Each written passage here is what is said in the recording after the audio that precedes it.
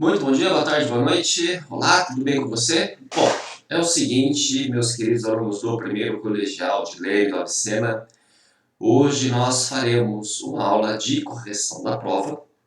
Ao longo da aula de correção da prova, eu também vou trabalhar com vocês, uma vez que algumas questões me abrem esta possibilidade de ir além.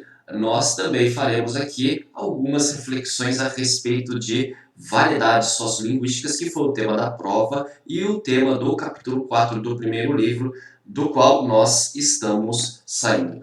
Eu achei uma prova razoável. O primeiro exercício, evidentemente, ele era um pouco mais complexo. No entanto, os outros, né, sobretudo quando eu pedia para o aluno eleger qual era o tipo de variante, se era variante histórica, regional, social, você poderia aí inferir diversas coisas a respeito do que nós estávamos falando ao longo dos dias anteriores para que pudéssemos fazer a nossa provinha. Bem, eu espero que você não tenha tido dificuldade. Cá entre nós, foi uma prova bem balanceada. Como eu disse, o primeiro exercício, que é um exercício vestibular, sobre o qual nós iremos tratar, talvez ele tivesse um nível de dificuldade um pouquinho só mais acima, tudo bem? E para tanto, então, nós vamos dar uma olhada aí nos exercícios, tudo bem? Então vamos lá, pessoal. Tá aqui a nossa provinha com 10 questões sobre a qual nós iremos falar parte por parte, tudo bem? Então é o seguinte, pessoal, quando nós temos aqui o primeiro exercício, bem, nós temos uma poesia do Luiz Fernando Veríssimo, o nome dela é Capitulação. Bom, este nome, pessoal, aliás, este exercício aqui, eu não falei nada, eu tirei, às vezes eu acho interessante tirar para desbloquear, bem, ele é um exercício de vestibular. Isso daqui é um exercício da FUVEST segunda fase, tudo bem?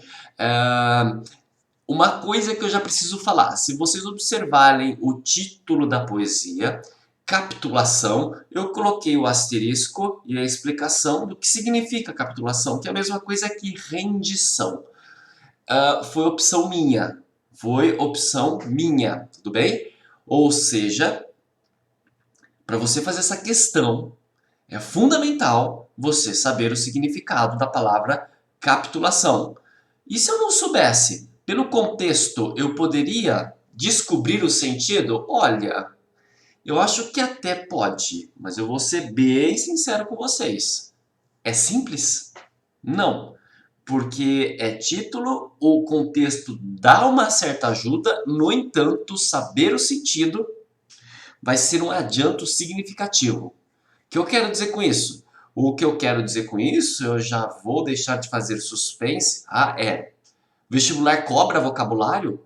Cobra bagagem cultural de leitura? Do tanto que eu consigo ler e pegar o léxico do português e descobrir qual é o sentido daquela palavra?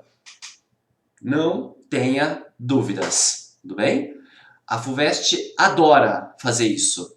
Pegar questões simplesmente para tratar de assuntos variados e você está sendo testado a respeito também da sua capacidade de decifrar o léxico. Ou, vamos dizer de uma outra maneira, a FUVEST testa, por exemplo, a sua bagagem de vocabulário.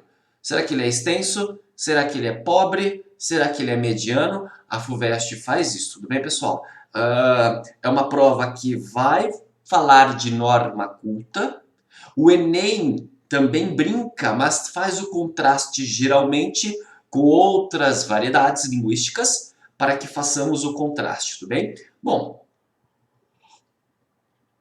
uma pequena consideração antes de começarmos a prova, tá? Tomem cuidado, de hoje em diante, até nos simulados que os senhores irão fazer, com condenações de variantes que não pertencem à norma culta.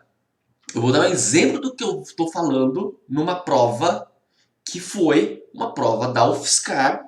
Hoje, pessoal, praticamente todas as federais, eu não sei se todas, eu preciso ter uma olhada, usam apenas o Enem como parâmetro de prova para que a pessoa entre no terceiro grau na universidade por este vestibular. Antes de, por exemplo, a UFSCar, a Federal de São Carlos, aderir completamente ao Enem, havia uma segunda fase. Quem fazia a segunda fase era a VUNESP. A VUNESP é o órgão que também faz as provas da Unesp, está no próprio nome. Né? Então a VUNESP fazia também a prova de segunda fase da UFSCar. E eu nunca vou me esquecer da última prova, porque caiu um exercício que era para o aluno simplesmente comentar a seguinte construção. Eu e meu pai fomos no shopping ontem.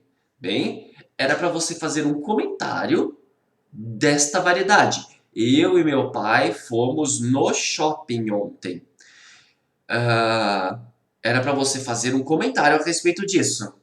Adivinha a resposta de mais de 90% dos alunos? Tá errado. Porque, de acordo com a norma culta, o correto é eu e meu pai fomos ao shopping. Então tá errado. Bem, não era para fazer isso. Em nenhum momento o exercício pedia para que você pegasse este trechinho, que é evidente, é uma variedade informal, coloquial, e passasse para a norma culta. Bem, nada disso foi pedido. Era para que você simplesmente fizesse um contraste de variedades. Simplesmente dizer o seguinte: eu e meu pai fomos no shopping, eu fui no bar, eu fui no cinema, eu fui na casa da minha mãe. É como o brasileiro fala no dia a dia. É um registro da oralidade, é um ato de fala, como nós nos expressamos no cotidiano.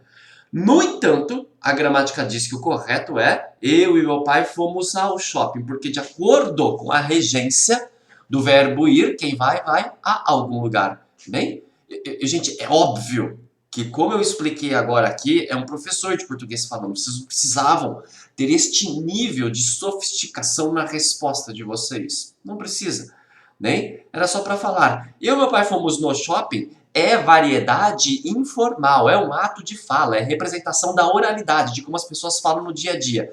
Mas a gramática diz que o correto é eu e meu pai fomos ao shopping. Pronto, acabou. Não era para condenar. E, vou repetir, pessoal, o que mais de 90% dos alunos fizeram foi, tá errado, tudo bem? Então, tirem essa noção de errado. É isso o que eu estou tentando fazer com vocês neste capítulo 4 do livro 1. Tem certo e errado? Não, tem variedade padrão, tem norma culta e tem as outras variedades, não é?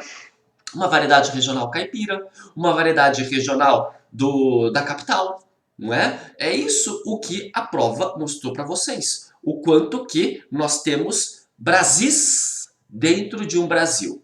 Nós temos realidades linguísticas que representam uma miscelânea, uma grande mistura. E o que nos une? O que nos une é uma língua chamada língua portuguesa, que é a língua aprendida na escola. Se não houvesse a escola, vocês têm noção do quanto que talvez hoje os dialetos teriam crescido e nós não mais nos entenderíamos.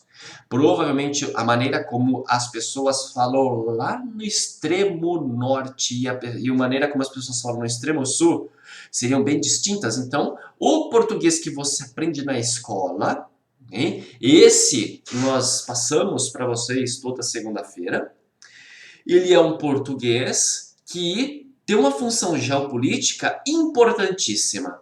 O Brasil tem dimensões continentais. Se nós não tivéssemos este método de aprendizado, isso daqui seria um labirinto linguístico. Eu vou dar um exemplo para vocês. Na Itália, quantas línguas são faladas? Quantos dialetos? Aproximadamente 70, não é? Na Espanha, 5, 6. O basco ninguém sabe de onde veio, porque foge de todas as origens, a gente pega ramificações e estuda a parte etimológica, ninguém sabe de onde veio. Então, como que eu faço para que haja a noção de nação, a noção de soberania? Eu faço com que as pessoas aprendam a, por exemplo, vou pegar o caso do Brasil, a língua portuguesa em todo o território nacional. Vocês entendem isso? O quanto que é importante? E eu vou até além. Tá? Às vezes coisas bestas como assistir um programa, sei lá, como novela na Rede Globo, Jornal Nacional, são programas importantes para que nós tenhamos uma única variedade falada em todo o território. Nós falamos assim todos os dias? Não, não. Vocês querem ver uma coisa interessante? Assista a um jornal regional da Bandeirantes, Rede Globo, Record, sei lá. Tá? Veja como o sotaque escapa. Tá? Talvez você não perceba pela... Vamos pegar aqui nosso caso aqui da região, é IPTV. Talvez você não perceba o sotaque dos jornalistas porque você é do lugar. Tá? Faz uma pequena experiência. Vai para Belo Horizonte e assista o Jornal Regional. Vai para Santa Catarina, Blumenau e assista ao Jornal Regional.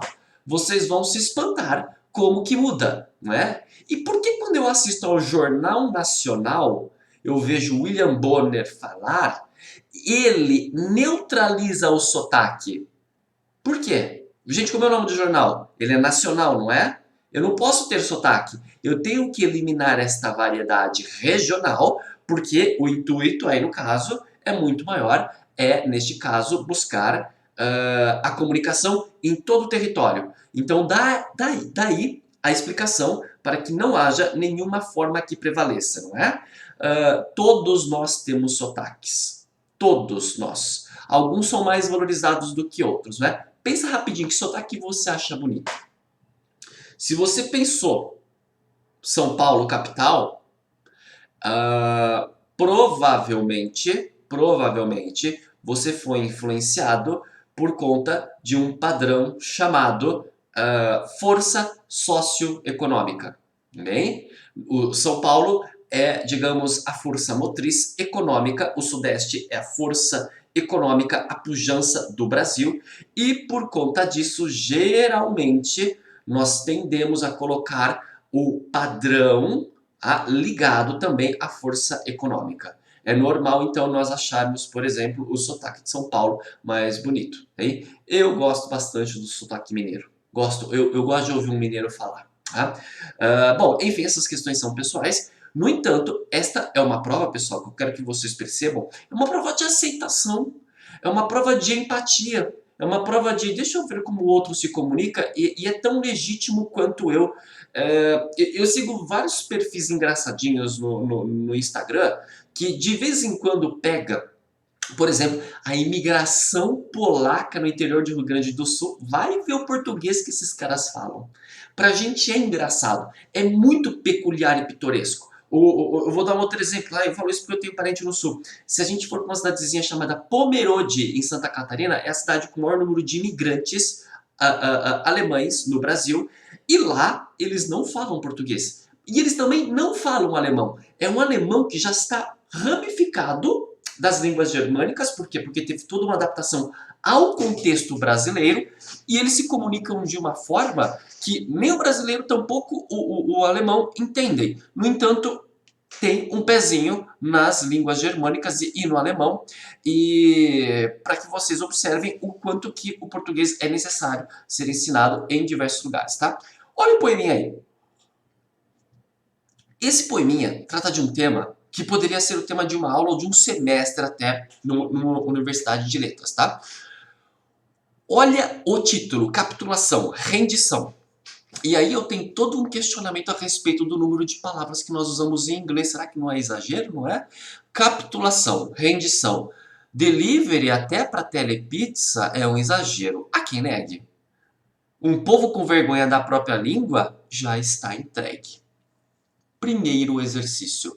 O título dado pelo autor está adequado? Tendo em vista o conteúdo do poema, justifique brevemente. Eu não estou perguntando para você se você acha que nós brasileiros somos colônias do inglês americano. Não é isso. Eu estou perguntando o que o Luiz Fernando Veríssimo pensa. Esse título é adequado, pessoal, para o poema? Sim. Hein? Por quê? Porque de acordo com o conteúdo do poema, o Luiz Fernando Veríssimo diz evidentemente que nós estamos entregues ao idioma, que neste caso é o inglês, por conta da influência, né? Eu não vou dizer imperialismo norte-americano, porque imperialismo, talvez esta palavra ela tenha data de validade, não é? Imperialismo a gente usava aí, sei lá, até final do século XIX, quando nós tínhamos esta questão do Muro de Berlim, União Soviética, comunismo versus os Estados Unidos, capitalismo. a gente usava muito esse termo.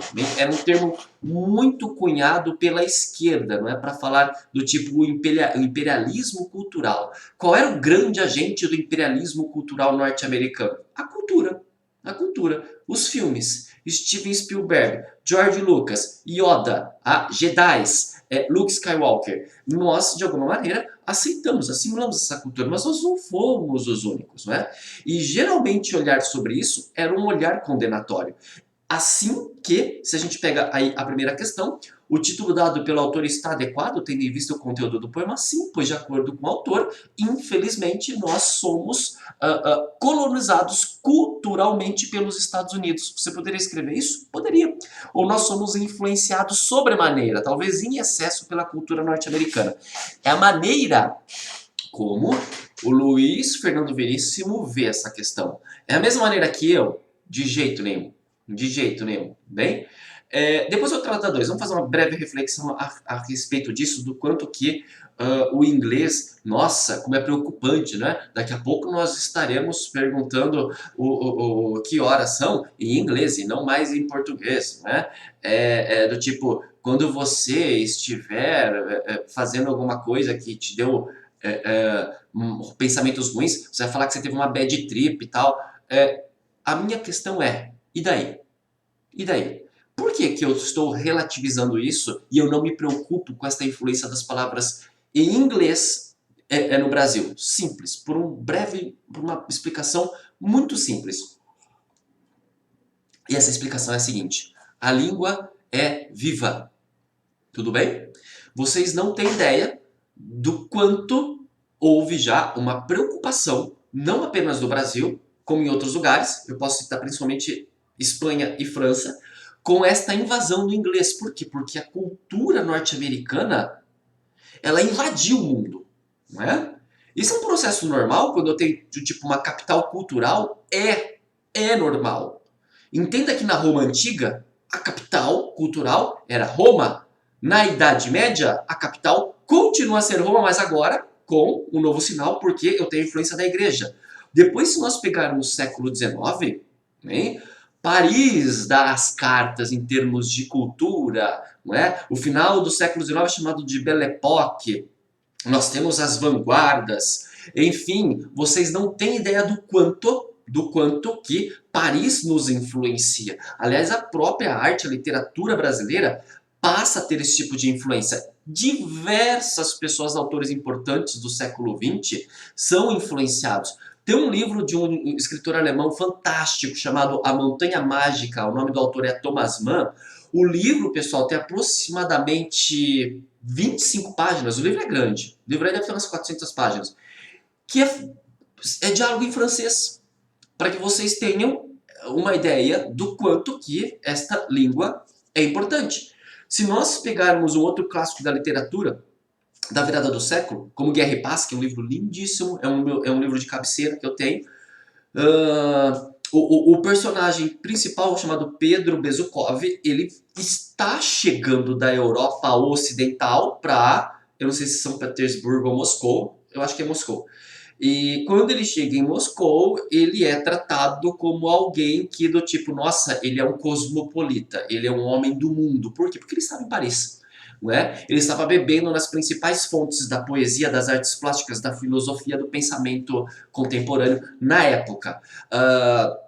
Então entenda que agora quem dá as cartas à meca cultural do mundo não é mais Paris. Né? O que eu acho mais interessante é que nesta época a grande influência vinha dos franceses. No entanto, o nosso maior escritor, que é o Machado de Assis, ele mantinha um certo distanciamento. Por quê? Porque ele não se rendia a modismos. A principal filosofia da época se chamava positivismo, que era esta exaltação da ciência como um novo Deus.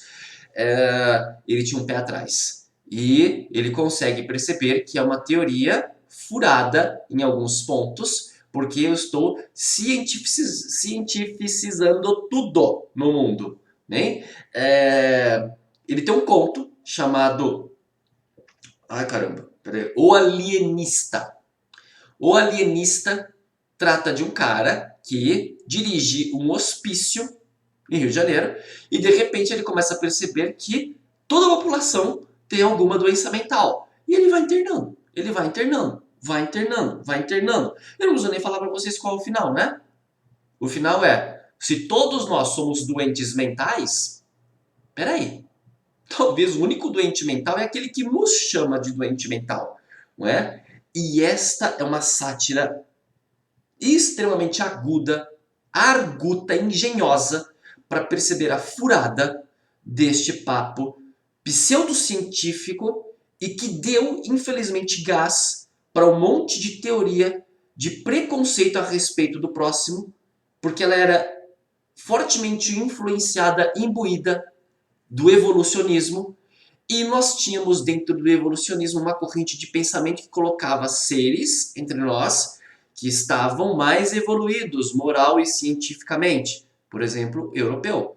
E os outros, por exemplo, africanos, ainda estavam no nível mais primitivo, mais próximo de uma certa animalização, que mal haveria em transformá-los em escravos e retalhar a África toda, uma vez que eles necessitam. Nós estamos levando as luzes para esses povos, não é? Uma balela, isso é uma grande mentira. Mas você justifica pseudocientificamente a ideia de raça. E é neste momento, no final do século XIX, que eu tenho fermento para que aconteça as justificativas para os grandes genocídios raciais, e vocês já entenderam o que eu estou dizendo, como o que desembocou na Segunda Guerra Mundial e a formação de guetos e depois campos de concentração em que os judeus foram recolhidos e executados. Tá? O Machado é genial. O Machado, ele é talvez o maior, ou facilmente um dos maiores escritores da virada do século. E eu não estou falando apenas em relação ao Brasil. Eu digo tranquilamente em relação ao mundo. Tá? Ele é um escritor de grande estirpe. Ele é um escritor que talvez você ainda seja um pouco imaturo. Eu não estou desafiando você a ler, não. Eu estou falando que o tema do Machado é um tema grave. O tema do Machado é um tema que geralmente pressupõe relacionamento, a questão de adultério, a questão de como resolver às vezes o tédio entre o casal, etc. Tá? Bom, então neste caso, pessoal, eu tenho no poema do Luiz Fernando Veríssimo uma condenação que eu não faria. Por quê? Como eu disse a vocês, a língua ela é um organismo vivo. Tá? Se ela é um organismo vivo, eu posso simplesmente observar o desenvolvimento deste organismo que, longe da minha vontade, pega atalhos e caminhos que, às vezes, fogem de expectativas ou de previsões. Neste caso, esta forte influência do inglês é algo que nós podemos perceber no mundo inteiro e não apenas no Brasil. Tentaram conter esta influência? Opa! Para que vocês tenham uma ideia, em alguns lugares da Europa, como Espanha e França, todos os filmes eles eram dublados. Tá? E eu acho isso um atentado. É um atentado quase ao pudor. Eu acho horrível ver filme dublado. Não faça isso com você. Não assista um filme dublado. O filme dublado, tá? Ele simplesmente, para fazer a dublagem, ele abaixa todos os outros sons para que a dublagem se sobressaia. Quando você faz isso, você esquece de sentir prazer com o som original do filme. Por que é importante isso? Opa! Existe som no Oscar. Existe Oscar que vai ver o quanto que aquele som é fiel, o quanto que aquele som é especial e me causa um enaltecimento artístico. Eu vou dar um exemplo de um filme que me agradou muito, tá? Tem um filme chamado Dunkirk. O Dunkirk é do Christopher Nolan, um dos meus diretores de cabeceira. Entre outros filmes, o Christopher Nolan fez aquele Batman que tem o Coringa, Dark Knight. Não esse último aí, né, que ganhou também o Oscar. O outro que o cara acabou se matando no hotel, tá? O ator era o Heath Ledger. Enfim, quando a gente assiste ao Dunkirk, que conta a história da resistência britânica em Dunkirk, que é um território na França, nós temos sons lindíssimos de aeronaves, de bombardeios, de navios, de fragatas, de barcos civis, que são extremamente originais. Tá? A dublagem é simplesmente um sacrifício de tudo isso. Agora eu vou pegar um outro filme do Christopher Nolan só para provar para vocês o quanto que eu não concordo com esse poema do Luiz Fernando Veríssimo. Eu vou pegar o Dark Knight mesmo, bem? Que é um filme que me arrepia. Para mim é o melhor filme de heróis de todos os tempos. Nada, nem Marvel vai chegar perto desse filme em que eu tenho um Coringa aqui do tipo, esse cara, o Heath Ledger sacou, bem? O Coringa novo aí é diferente. Eu não consigo nem comparar. O lá de 2000, eu não sei quanto que é a data, 2005, alguma coisa assim, tá? Quando ele fez esse Coringa, eu quero que vocês entendam o seguinte, tá? O Heath Ledger, o ator, ele ficou aproximadamente um mês dentro de um quarto de hotel treinando o Coringa. Aquela cicatriz que tem aqui na boca, foi ele que fez aquilo. Né? Aquela maquiagem toda mal feita, que parece que ele suou já em cima, aquele cabelo emplastrado de verde, né? Quando ele fala, ele tem dificuldade, ele coloca a língua para fora, aquilo ali é um treino cênico árduo. Tá? Várias vezes, repara que é difícil ouvir o que ele fala, porque ele meio que fala para dentro, vocês viram isso? Né? Beleza. E aí eu tenho um treino exaustivo, a tentativa da criação de criação de um personagem, bem? E aí eu tenho a dublagem. Gente, a dublagem matou o motivo principal do Oscar, que é como que esse cara treinou para fazer o Coringa. Então evitem ver filmes dublados, bem? Tem um lado bom ver filme dublado? Tem. Por quê? Porque você se atém completamente aí à imagem. No entanto, eu acho que você perde muito, né? Sem falar que você treina inglês também. E você quer treinar um pouco mais inglês ainda vendo esses filmes? Ou série?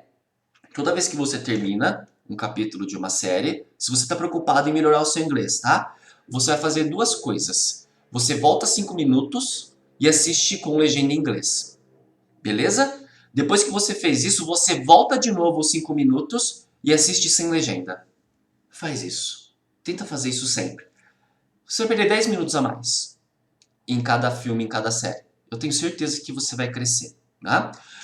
Vamos para a segunda questão. Então, o título aqui é adequado? Sim, pois o autor considera que a influência do inglês ela não é positiva. Tá? Então, há um exagero, sim, por isso que o título é apropriado. O 2. O exagero que o autor vê no emprego da palavra delivery se aplicaria também à telepizza? Justifique rapidamente. Não.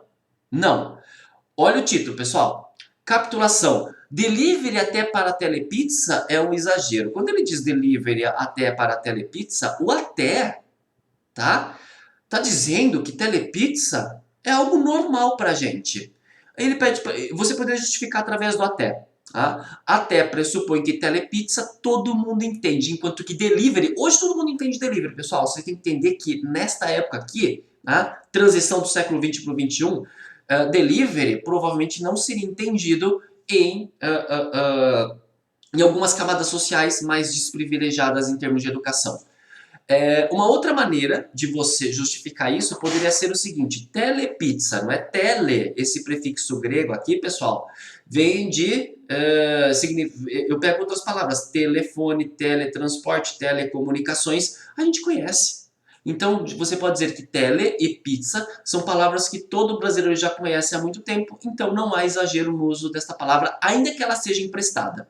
Tele vem do latim, embora a nossa língua seja latina, pizza vem do italiano, não é? Então ele não vê exagero, bem? Então há mais de uma maneira de você justificar isso, mas ele não vê exagero, e isso o contexto diz, tá? Quando você lê o poema aí, o contexto diz claramente que ele não acha um exagero. Maravilha, pessoal?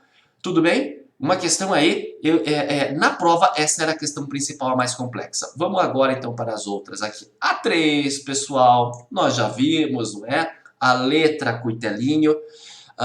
Olha o que ele diz aqui: a letra musical abaixo se compõe de alguns registros de variação linguística. Esse registro, pessoal, você poderia dizer que ele é informal, que ele é regional, não é? Do interior do Brasil, e ele também é social. Por quê? Porque não é a variedade da norma padrão. 4. Desculpa, na 3 ainda. Indique-os indicando de qual variação se trata. Eu já respondi, tá bem? Então você poderia colocar aí que eu tenho representação da variedade regional. o modo como o brasileiro do interior fala. Você poderia dizer também que eu tenho uma variedade que é informal, né? Por quê? Porque eu tenho. Quando eu digo informal, é variedade social. Por quê? Porque isso aqui está longe da norma culta. Se está longe da norma culta, o que eu quero dizer é que não faz parte deste português que nós aprendemos na escola. Tá? Então eu tenho aqui variação regional, variação social. Você poderia também escrever aí nesses dois casos. Tá? 4. Ainda em relação a cuitelinho, caso a letra optasse pelas formas corretas parentalha, batalha, haveria prejuízo para a expressão? Justifique brevemente. Pessoal, haveria prejuízo se nós deixássemos de acordo com a norma culta parentalha, batalha?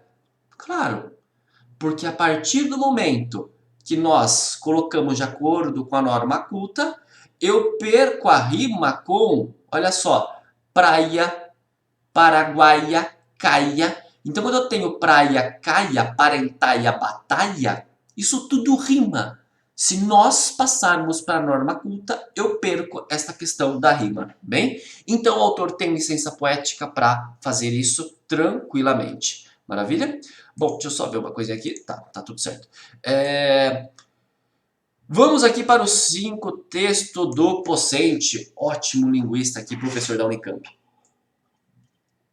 Bom, gente, vamos primeiro aqui observar a pergunta. Qual a tese central defendida pelo autor? Máximo 3 linhas, tá? Por quê? Porque eu quero objetividade aqui neste caso.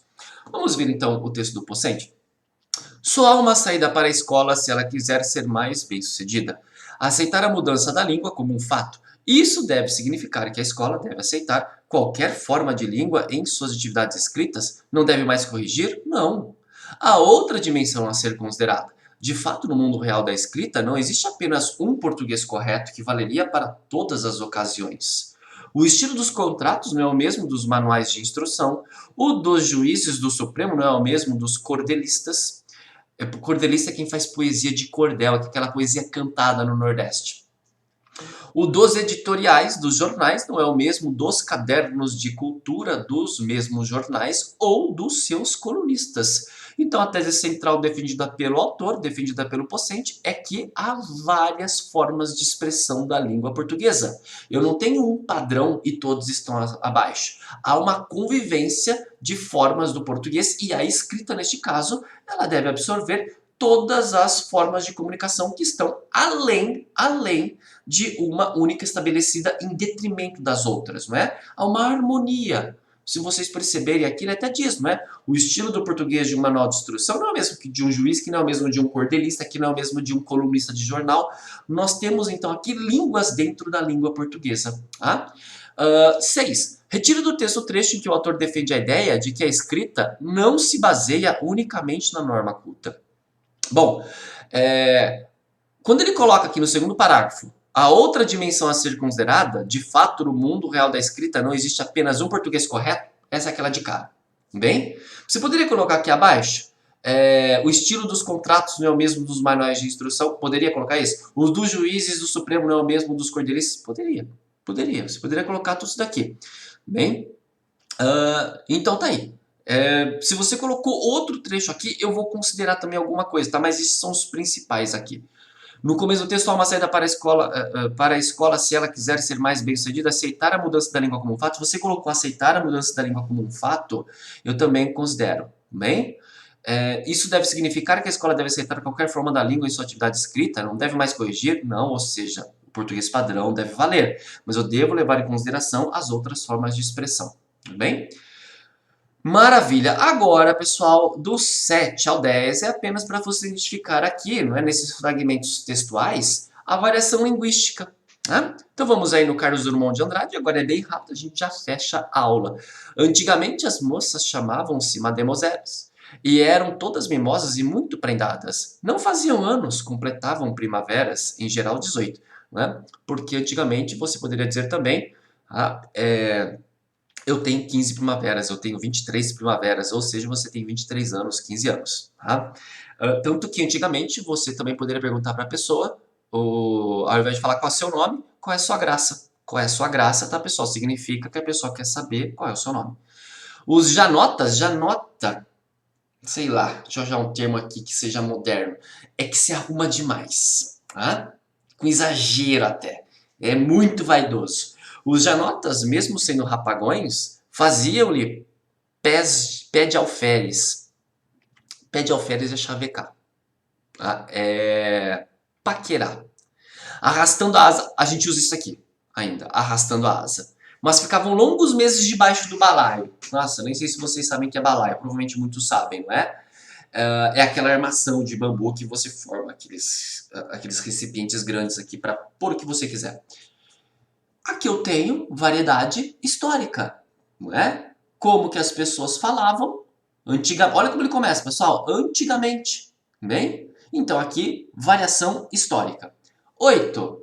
Oswald de Andrade. Isso aqui é quase que um epíteto, é quase que, digamos, um poema que fala do que é o modernismo. Para dizer em milho, dizem mio. Para melhor, dizem mió. Para pior, pior. Para telha, dizem teia. Para telhado, dizem telhado. E vão fazendo telhados. Ou seja, nós construímos a língua, nós construímos a maneira como nós nos identificamos através da variedade coloquial daquilo que é considerado informal.